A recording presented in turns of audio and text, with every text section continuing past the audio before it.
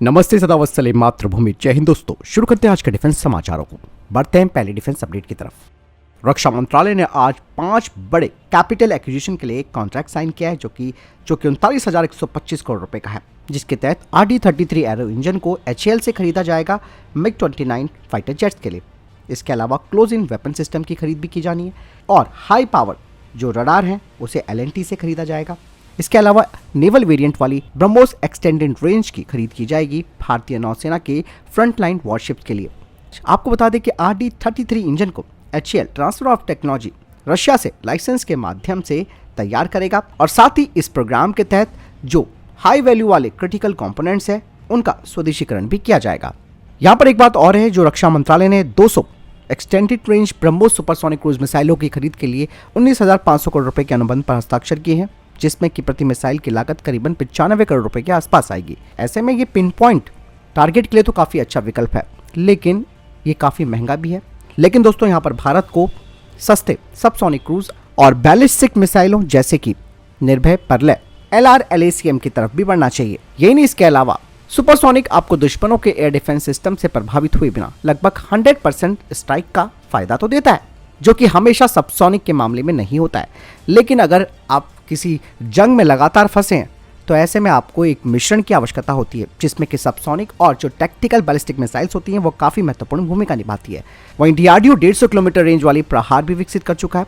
भारतीय वायुसेना ने भी कहा है कि हमें अब इसके लॉन्ग वेरिएंट की आवश्यकता है, जिसके लिए DRDO ने कहा है कि वो 250 किलोमीटर रेंज वाली नई मिसाइल को तैयार करेंगे, जिसका नाम प्रांश होगा। दरअसल दोस्तों, हमारी फोर्स में बड़ी संख्या में अन्य तरीके की जो मिसाइल हैं उन्हें शामिल करना काफी जरूरी है, क्योंकि दोस्तों यहाँ पर ब्रह्मोस जो मिसाइल है वो केवल भारत की नहीं है बल्कि रशिया का भी उसमें शेयर है, जो कि इसे महंगा भी बनाता है और उत्पादन में इसका समय भी लगता है। ब्रह्मोस के मामले में यहाँ पर सिर्फ एक नुकसान ये है कि आपको रशिया को बड़े पैमाने पर रॉयल्टी देनी होगी, क्योंकि वो इसमें जैसे कि मैंने कहा भागीदार है, जिससे कि इसकी लागत काफी बढ़ जाती है। तो यहाँ पर दोस्तों आप ये समझ सकते हैं कि एक महंगी मिसाइल आपको लॉन्ग टर्म के युद्ध में केवल थोड़े समय के लिए बढ़त दिला सकती है, लेकिन अगर आपकी इन हाउस विकसित मिसाइलें हैं जिसमें कि आपका स्वदेशी कंटेंट है, वो आपको यहाँ पर एक बढ़त दिला सकती हैं और लंबे समय तक आप युद्ध में बने रह सकते हो। फिलहाल आपको इस पूरे सिनेरियो के बारे में क्या लगता है, मुझे कमेंट सेक्शन में लिखकर जरूर बताइएगा। बढ़ते हैं नेक्स्ट अपडेट की तरफ। नेशनल सिक्योरिटी गार्ड ने एक्सोस्केलेटन के साथ SMPP बैलिस्टिक शील्ड की 24 सेट और एक्सोस्केलेटन के बिना 30 सेट और साथ ही 100 MKU नेत्रो NM300 night vision devices खरीदी हैं, जो कि नेशनल सिक्योरिटी गार्ड की क्षमता को और बढ़ाएंगी। SMPP के बैलिस्टिक शील्ड्स कैसे काम करती हैं, इसके ऊपर मैंने भी एक वीडियो तैयार किया है, आप देख सकते हैं। आप देख सकते हो यहाँ पे जो हमारी बुलेट प्रूफ शील्ड है ये NIJ लेवल 4 की है। ये एक्सोस्केलेटन स्ट्रक्चर के साथ है। तो इसमें क्या है कि जो आपका हैंड है वो ऑपरेशन के दौरान फ्री रहते हैं। जो आपका सोल्जर है वो क्या कर सकता है, उसके हैंड फ्री रहेंगे, वो अपना जो गन है वो कैरी कर सकता है, जो स्नाइपर राइफल है वो कैरी कर सकता है और ऑपरेशंस को परफॉर्म कर सकता है वो। चलिए बढ़ते हैं नेक्स्ट अपडेट की तरफ।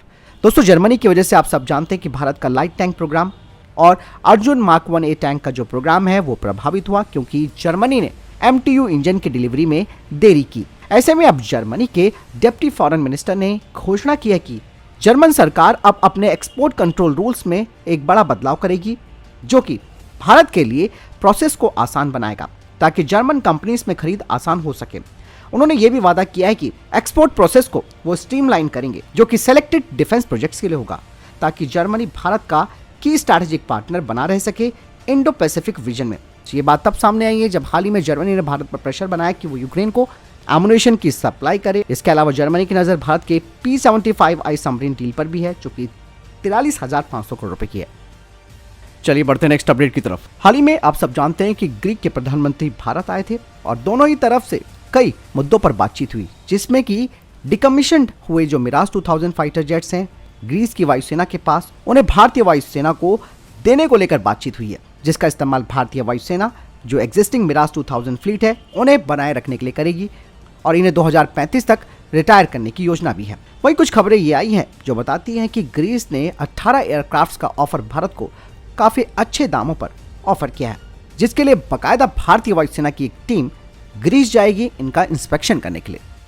चलिए बढ़ते नेक्स्ट अपडेट की तरफ। हाल ही में भारतीय वायुसेना के प्रमुख विक्रम चौधरी जी ने मीडियम ट्रांसपोर्ट एयरक्राफ्ट टेंडर को लेकर एक बड़ी बात कही है। उन्होंने कहा कि भारतीय वायुसेना 2030 के दशक की शुरुआत से ही सोवियत युग के AN-32 और IL-76 परिवहन विमानों के बेड़े को धीरे धीरे समाप्त करने की योजना बना रही है, जिसके लिए मीडियम ट्रांसपोर्ट एयरक्राफ्ट को खरीदा जाएगा, क्योंकि मौजूदा पुराने विमान भारतीय वायुसेना की आधुनिक सैन्य अभियानों की जो बढ़ती हुई जरूरतें हैं उन्हें पूरा नहीं कर सकते हैं।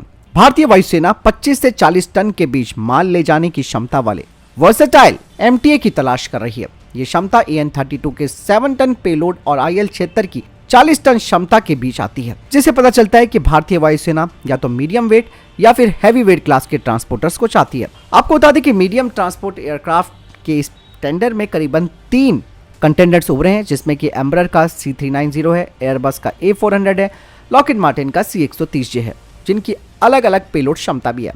हालांकि स्पेसिफिक कार्गो क्षमता कितनी होनी चाहिए ये बात साफ नहीं है, लेकिन भारतीय वायुसेना जो अंतिम चयन करेगी उसे करते समय पेलोड क्षमता के साथ साथ ऑपरेशनल सीमा, ईंधन दक्षता और लाइफ साइकिल कॉस्ट लागत जैसे कारकों को भी प्राथमिकता देगी। बढ़ते हैं नेक्स्ट अपडेट की तरफ। IIT मद्रास इंक्यूबेटिक कंपनी गैलेक्साई और बेंगलुरु स्थित ड्रोन डेवलपर मैजिक माइना ने हैवी लिफ्ट ड्रोन पर एक synthetic aperture radar electro optical imaging system का सफलतापूर्वक परीक्षण किया। इन दोनों के सहयोग से ये जो ड्रोन है उसका अलग अलग एप्लीकेशंस में इस्तेमाल किया जा सकता है, जिसमें कि अंतरिक्ष और वायु दोनों ही शामिल है। यह हर मौसम में हाई रेजोल्यूशन डेटा भेजने में सक्षम होगा। गैलेक्सी आई पेटेंट दृष्टि कैमरा अर्थ ऑब्जर्वेशन टेक्नोलॉजी का इस्तेमाल करता है। यह मल्टी सेंसर फ्यूजन कैमरा मौसम की स्थितियों की परवाह किए बिना हाई रेजोल्यूशन जो इमेजेस हैं उन्हें कैप्चर करता है, जिसका इस्तेमाल अलग अलग एप्लीकेशंस के लिए किया जा सकता है, जैसे कि agriculture, insurance, maritime monitoring, disaster management आदि में। बढ़ते नेक्स्ट अपडेट की तरफ। एरोनॉटिकल डेवलपमेंट एजेंसी के साथ हाल ही में भारतीय वायुसेना के एक सहयोग की वजह से भारत के हल्के लड़ाकू विमान तेजस में अब नए हथियारों को लैस किए जाने की तैयारी शुरू हो रही है, जिसके लिए बाकायदा एक MOU साइन किया गया है और इस MOU के तहत साझेदारी के माध्यम से तेजस Mk-1A फाइटर जेट में शक्तिशाली नए हथियारों और सेंसरों को इंटीग्रेट किया जाएगा। आपको बता दें कि तेजस Mk-1A फाइटर जेट में अस्त्र Mk3 जिसकी रेंज 300 किलोमीटर से ज्यादा है, तारा स्मार्ट एमुनेशन सीरीज जो कि 250, 450 और 500 किलोग्राम के वेरिएंट है, Rudram anti radiation missile, Rudram 2 air to surface missile और BrahMos next generation air launch cruise missile इसमें शामिल है। बढ़ते नेक्स्ट अपडेट की तरफ। दोस्तों, भारत को जल्द ही अपना पहला स्वदेशी क्वांटम कंप्यूटर मिलने जा रहा है। IIT मंडी स्वदेशी क्वांटम कंप्यूटर को विकसित कर रहा है, जो कमरे के तापमान में तेजी से गणना करने के लिए फोटोन का इस्तेमाल करेगा। क्वांटम कंप्यूटिंग, जैसे कि आप सब जानते हैं, एक तेजी से उभरती हुई टेक्नोलॉजी है जो कंप्यूटरों के लिए बहुत जटिल समस्याओं को हल करने के लिए क्वांटम टेक्नोलॉजी के नियमों का इस्तेमाल करती है। कहा जा रहा है कि ये कंप्यूटर पारंपरिक एल्गोरिथम के बिना 86 PC सटीकता के साथ डेटा का विश्लेषण कर सकता है। साथ ही ये कंप्यूटर CPU की बजाय ग्राफिक्स प्रोसेसर यानी कि GPU के रूप में काम करेगा, जो वीडियो या तस्वीरों जैसे इनपुट को आसानी से संसाधित कर सकता है। चलिए बढ़ते नेक्स्ट अपडेट की तरफ। दोस्तों, अगले हफ्ते लक्षद्वीप के मिनिकॉय आइलैंड पर बन रहे भारतीय नौसैनिक बेस INS जटायु की कमीशनिंग होने जा रही है, जिसका उद्घाटन रक्षा मंत्री राजनाथ सिंह करेंगे। इस नौसैनिक अड्डे से भारत मालदीव, चीन और पाकिस्तान की हरकतों पर नजर रख सकता है। इसके अलावा समुद्री लुटेरों पर भी एक्शन ले सकता है। बता दें कि इस दौरान यहाँ पर INS विक्रांत और INS विक्रमादित्य भी मौजूद रहेंगे। साथ ही यहाँ पर सबमरीन और कैरियर बैटल ग्रुप का भी प्रदर्शन किया जाएगा। मिनिकॉय में बने INS जटायु नौसैनिक बेस मालदीव से 524 किलोमीटर की दूरी पर स्थित है। यही नहीं, भारत अगाती आइलैंड पर मौजूद एयर स्ट्रिप को भी अपग्रेड कर रहा है, जिनका इस्तेमाल फाइटर जेट्स और भारी विमानों के लिए किया जा सकता है। यही नहीं, इसके अलावा भारतीय नौसेना अगले हफ्ते कोच्चि में नौसैनिक बेस पर 4 MS-60R हेलीकॉप्टरों को आधिकारिक रूप से शामिल भी करेगी। यह हेलीकॉप्टर एंटी सबमरीन और एंटी सरफेस वॉरफेयर क्षमता के साथ हैं।